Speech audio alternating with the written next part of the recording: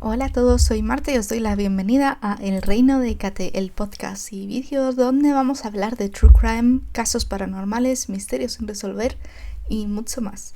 Y no sé si se ha oído, pero acaba de tronar aquí un montón. Empezamos.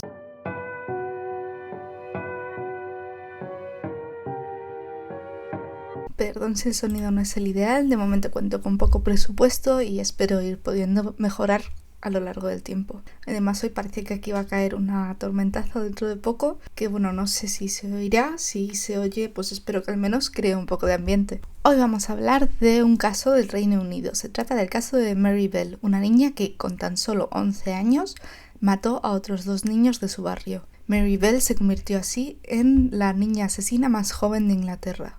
Este caso me parece súper interesante porque siempre que hay un asesinato o un crimen en general es inevitable preguntarse si esa persona es mala de forma innata o si se la ha hecho así, si ha pasado algo en su vida que la ha convertido en asesino. Y además si es un niño pequeño el que ha cometido este acto tan atroz, pues al menos yo me lo planteo mucho más porque normalmente a un niño ni se le ocurre cometer algo así. Y bueno, pues a mí es un caso que siempre me ha fascinado y pues eso, a mí es un caso que siempre me ha fascinado y por eso quería tratarlo ya. También se nos plantea un poco la pregunta de hasta qué punto puede cambiar alguien que ha cometido un crimen cuando era un niño. Si sí que es posible la rehabilitación o no. Porque también, entre otras cosas, se nos plantea la pregunta si cuando ha cometido el acto realmente conocía las consecuencias de este o no. En 1956, Elizabeth, o Betty como la llamaban todos, McCricket, descubre que está embarazada. Betty había sido criada en una familia de católicos estrictos en Glasgow, Escocia, y su embarazo, con apenas 16 años, no fue bien acogido. Hasta ese momento, su familia cuenta que Betty había sido una devota católica, pero que a partir de la adolescencia sí que había empezado a ser un poco más rebelde. Betty nunca le dijo a nadie quién era el padre de la criatura, simplemente le llamaba el demonio. Mary Flora Bell nació el 26 de mayo de 1957 y fue criada en Scotswoods, un suburbio de Newcastle upon Tyne en Inglaterra. Este barrio tenía bastante mala fama.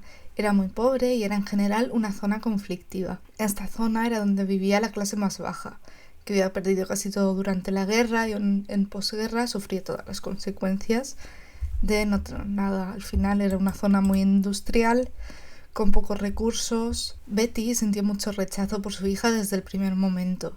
Se dice que cuando le acercaron a la niña nada más haber dado a luz, gritó: «¡Alejad esa cosa de mí!». Cuando Mary todavía era un bebé, Betty conoció a Billy Bell, que era un delincuente de poca monta y que casi siempre estaba borracho. Se casaron rápidamente y al poco tiempo Betty se quedó embarazada de Billy. El niño, hermano de Mary, se llamaría Peter. Betty nunca quiso realmente ser madre, por lo que la crianza de sus hijos se le hacía muy pesada. Y al final era Billy el que acababa cuidando de los niños, aunque Billy Bell tampoco solía estar mucho en casa, sino que más bien estaba o borracho en cualquier taberna o bien en la cárcel. Mary acabó adoptando legalmente el apellido de Billy Bell, por lo que pasó a llamarse Mary Bell. Durante sus primeros años de vida, Mary pensó que Billy era su padre biológico. Cuando Mary tenía solo 1 año, sus abuelos la llevaron al hospital. Cuando Mary tenía solo 1 año, sus abuelos la llevaron al hospital de urgencias. Se habían encontrado a la niña en el suelo de su casa, junto a un bote de pastillas para la migraña abierto y con las pastillas desparramadas por el suelo. Parecía que la niña se había tomado varias pastillas, pero un bebé no es capaz de abrir solo un bote de pastillas. Ya a sus abuelos les pareció muy extraño y los McCricket acusaron a Betty de haber intentado envenenar a su hija, pero finalmente los abuelos prefirieron creer a su hija y dejar todo con un accidente. A medida que Mary crecía, se volvía más taciturna y distante. Incluso empezó a rehuir los abrazos de sus familiares. La familia de Betty se preocupaba bastante por el bienestar de Mary. Incluso Kath, una de las hermanas de Betty, propuso a esta adoptar a la niña. Pero Betty siempre rechazaba estas propuestas vehementemente. Sin embargo, cuentan que unos años más tarde Betty intentaría dar en adopción a Mary. Es decir, no quería que se la quedase su familia, pero intentaba darla en adopción. En fin, una vez Betty intentó dar en adopción a Mary y se la llevó a un centro de adopción. Por suerte, Kath la siguió y obligaron a Betty a recuperar a Mary. Pero la verdad es que durante los días que pasó Mary en la casa de acogida fueron los mejores días de su vida. Esta familia de acogida en la que la habían dado le había tratado con mucho amor y cariño e incluso le habían comprado varios vestidos nuevos. En 1960, cuando Mary tenía 3 o 4 años, Mary volvió a intoxicarse con medicación. De nuevo, Betty juraba que había sido un accidente, que la pequeña Mary tenía que haberle cogido la medicación del bolso. Pero de nuevo era una situación bastante difícil que ocurriese de forma accidental. Ese año, Mary también estuvo a punto de caerse por la ventana. Su madre Betty se encontraba en la misma habitación que Mary y parecía que se había limitado a observar lo que hacía la niña. No era raro que Betty encontrase algún novio nuevo en cuanto Billy volvía a entrar en prisión. También descubrió que podía ganar más dinero prostituyéndose que lo que ganaba dejándose la espalda en la fábrica donde trabajaba, por lo que dejó su trabajo en la fábrica y se dedicó únicamente a la prostitución. Betty solía prostituirse en Glasgow, una ciudad bastante más grande que Newcastle y en la que podía acceder a una clientela mayor. Pero esto significaba que Betty tenía que viajar hasta Glasgow y, por tanto, pasaba mucho tiempo fuera de casa, días y a veces incluso semanas. De vez en cuando, Betty se llevaba el trabajo a casa. Y cuando Mary tenía 4 años, pilló a su madre trabajando, entre comillas, en casa. El hombre se subió rápidamente los pantalones y se fue, seguramente sintiéndose un poco avergonzado. Pero Betty se puso furiosísima con Mary por haberlos interrumpido y empezó a pegarla. La cogió por los pelos y la echó del cuarto. Poco después de esta escena, Betty empezó a obligar a Mary a participar en sus encuentros con los clientes. Estos encuentros solían tener lugar en su propia casa. Y después de estos trabajos, Betty le solía dar algún regalito a Mary, patatas fritas, algún caramelo, e incluso dejaba de insultarla, por un tiempo breve, por supuesto. Luego volvía a su rutina habitual de abusos y además ahora la amenazaba con encerrarla o internarla en algún sitio si le contaba a alguien lo que su madre la estaba obligando a hacer. Y por supuesto Mary estaba tan asustada y traumatizada que no era capaz de contarle nada a nadie. En 1961, cuando Mary empezó preescolar, los profesores reportaron ya comportamientos extraños por parte de la niña. Se escondía debajo de las mesas y se negaba a salir, o incluso comportamientos agresivos como intentar arrancar los pelos de las piernas a la gente, dar patadas a otros niños, e incluso una vez intentó estrangular a un niño de su clase con las manos. Cuando la profesora les separó, se dice que Mary preguntó si eso habría matado al niño. Aunque obviamente el comportamiento de Mary no está bien, seguramente estaba replicando lo que para ella era el día a día en su casa. Además, claramente era un grito de socorro. Lo que pasa es que en esa época se limitaron a tildarla de niña violenta y ya, no buscaron más. Al menos a mí me fascina un poco que ningún profesor intentase ver más allá del comportamiento de Mary. Aunque bueno, hoy en día sigue pasando un poco lo mismo, así que igual tampoco me sorprende tanto.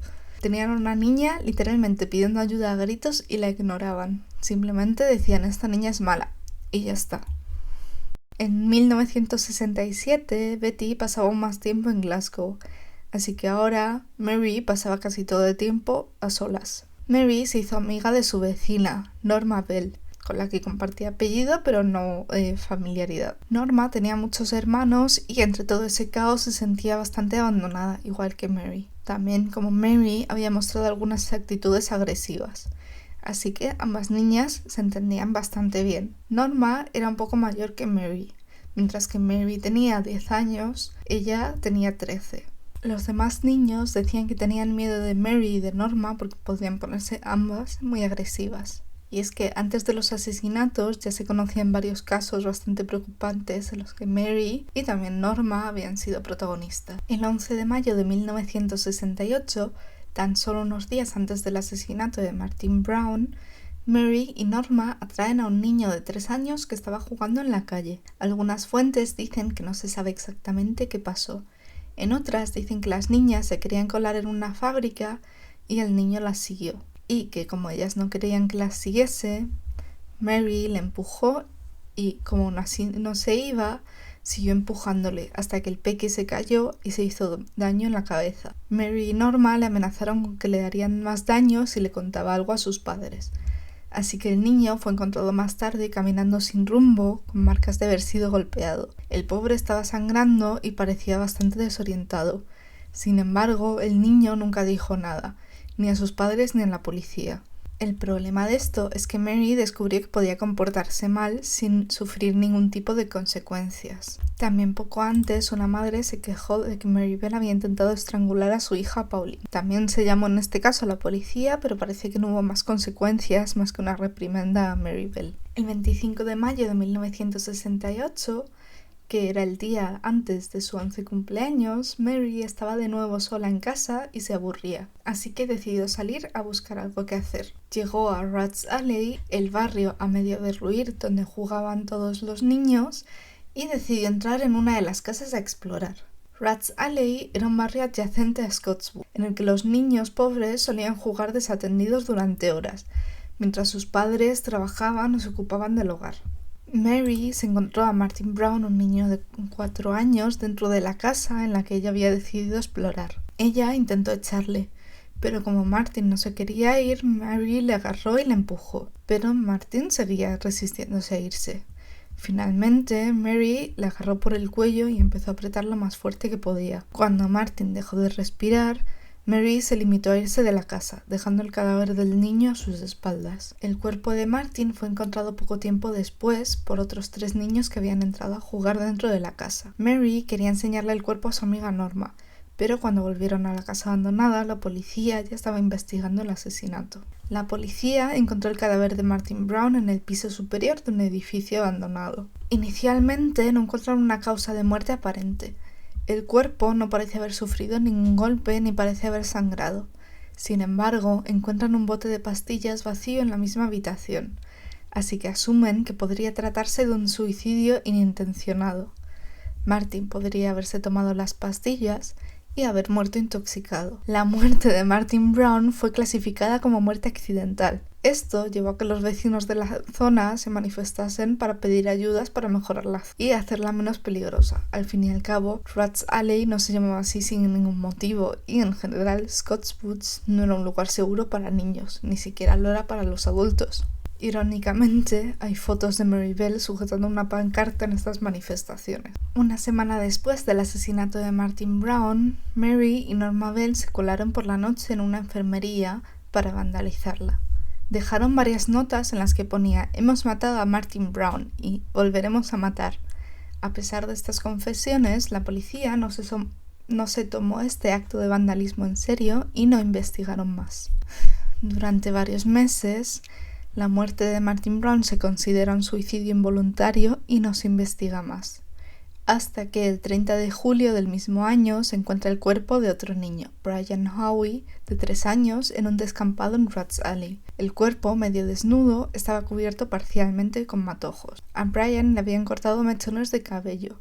Sus piernas y sus genitales presentaban pequeños cortes extraños. Se determinó que estos se habían hecho con unas tijeras que se encontraron cerca del cuerpo. En el pecho parecía que habían intentado cortar la letra N o M con esas mismas tijeras. El cuerpo presentaba signos de asfixia, pero lo que más perturbó a los investigadores fue que las marcas en el cuello parecían haber sido realizadas por manos muy pequeñas, de niño. Brian era vecino de Mary, como ya había dicho, tenía solo 3 años. Estaba jugando fuera con unas tijeras cuando Mary y Norma pasaron por su lado. Esto le dio una idea a Mary, que invitó a Brian a jugar con ellas.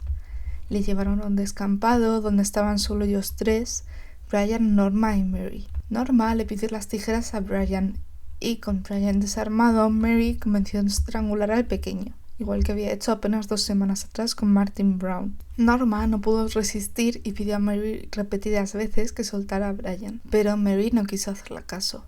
Ella estaba disfrutando. Finalmente, Norma salió corriendo. Mary cogió las tijeras y una cuchilla y empezó a realizar pequeños cortes en el cuerpo de Brian. Intentó cortar la letra M en su pecho, pero no fue capaz de terminarla del todo y quedó más parecido a una N.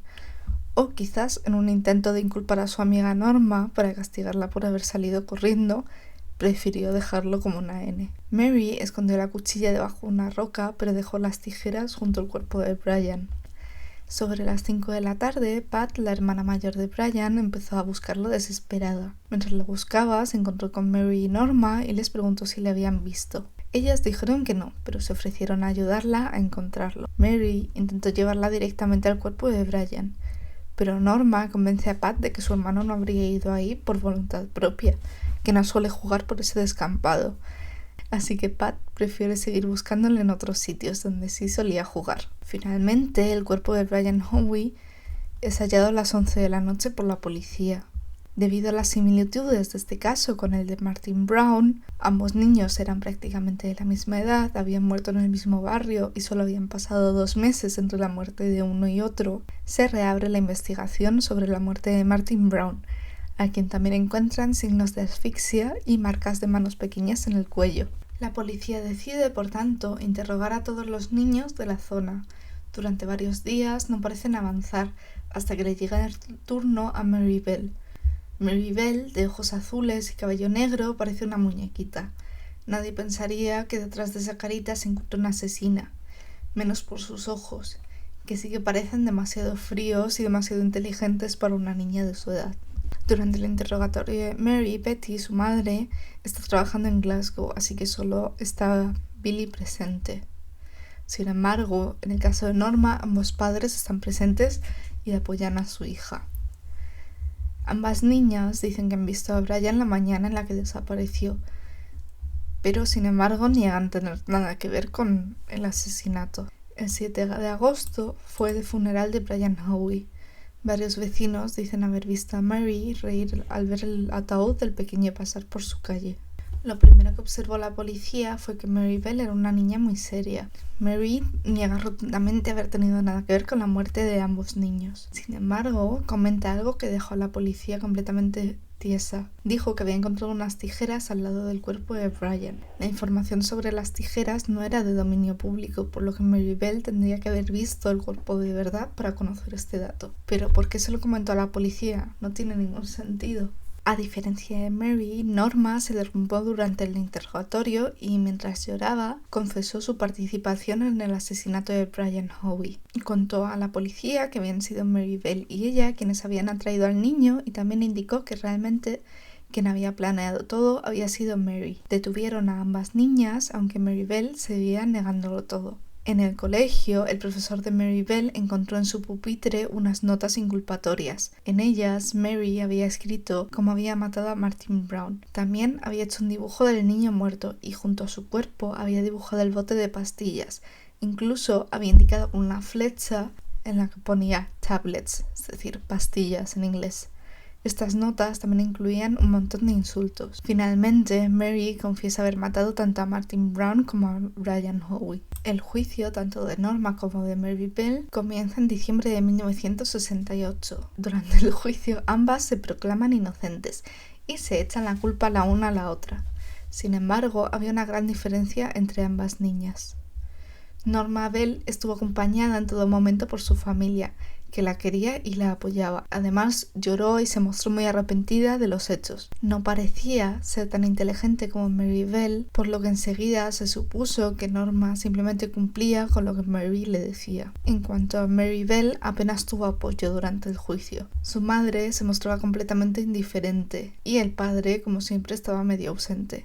Además, su semblante era frío y no mostró ningún tipo de arrepentimiento. Algunos dicen incluso que sonreía durante el juicio cuando describían lo que les había hecho a Martin Brown y a Brian Howie. Aunque otros, en cambio, dicen que simplemente no mostraba ninguna emoción y esto en general no causó ninguna buena impresión ante el jurado. Mary no llora en ningún momento ni parece mostrar ningún signo de arrepentimiento. Contesta las preguntas que se le hacen sin ningún tipo de emoción. Más tarde, Mary Bell cuenta que estaba en un estado de despersonalización total, que llevaba varios días sin dormir y que no tenía para nada la sensación de estar viviendo ella el juicio, sino más bien de estar como viéndolo en la tele. La despersonalización al final es una forma que tiene nuestro cuerpo de protegernos de momentos traumáticos. Y aún habiendo asesinado a unos niños, todo esto y en general toda la vida de Mary tiene que ser hasta ese momento bastante traumática. El problema es, como ya había dicho, que la forma de actuar de Mary durante el juicio la hizo parecer una persona completamente fría y acabó siendo diagnosticada con psicopatía. El 17 de diciembre de 1968, Mary fue considerada culpable por manslaughter que sería homicidio imprudente o involuntario. Sin embargo, Norma Bell quedó absuelta. El problema que se presentaba ahora con Mary Bell es que era la asesina más joven del Reino Unido y no sabían qué hacer con ella. Los reformatorios para niños no eran frecuentes y para niñas directamente no existían. Tampoco querían meter a Mary en un psiquiátrico, ya que no había ninguno en todo el Reino Unido dedicado a menores de edad. Finalmente, Mary Bell fue llevada a un reformatorio para chicos llamado Red Bank. Es decir, Mary era la única chica en un reformatorio lleno de chicos. Pero parece que esto a Mary no le importó. Por el contrario, parece que fue un alivio para ella poder estar lejos del abuso de su madre e incluso tenía tiempo para dedicar a la pintura. De todos modos, su madre la visitaba una vez al mes. A Mary estas visitas la alegraban por un lado, puesto que al fin y al cabo Betty seguía siendo su madre, pero por otro lado también la hacían revivir todos sus traumas, ya que al final Betty era el origen de todos sus problemas. También se dice que durante su tiempo en el reformatorio, Mary Bell sufrió abusos sexuales por parte de un profesor. En 1973, Mary cumplió 16 años. Mary era a partir de entonces una adulta a ojos de la ley, así que fue trasladada a una prisión de mujeres. Su adaptación a la prisión tampoco fue precisamente fácil. En 1980, con 23 años, Mary Bell fue absuelta. Sin embargo, al principio tuvo que irse a vivir con su madre. La noticia de que Mary había salido de la cárcel atrajo a muchos periodistas, que no paraban de acosar a Mary. Finalmente, Betty terminó echando a Mary de su casa y poco después Mary tuvo una hija. Fue en este momento cuando Mary pidió cambiarse el nombre y que su identidad se mantuviera en secreto. Quería protegerse a sí misma, pero sobre todo a su hija. También tuvo que mudarse de nuevo en 1998 cuando salió a la luz su biografía, escrita por Gita Sereni, puesto que volvió a salir a la luz su lugar de residencia y no solo tuvo que enfrentarse a aquellos a los que les parecía mal que hubiese salido de la cárcel, sino que también tuvo que enfrentarse a aquellos a los que les parecía mal que Mary Bell estuviese ganando dinero con su historia y con el asesinato de Martin Brown y Brian Howie. Bueno, y esta ha sido la historia de Mary Bell, la niña asesina. Espero que os haya gustado. También espero no haberos aburrido, sino que al menos os haya hecho ameno este ratito que hemos compartido, que os haya servido para dormir, para estudiar o lo que sea al menos. Y finalmente, si tenéis recomendaciones para los siguientes casos, dudas, queréis comentar algo más, podéis hacerlo aquí abajo en comentarios. Y bueno, un abrazo a todos y nos vemos la próxima semana. ¡Chao!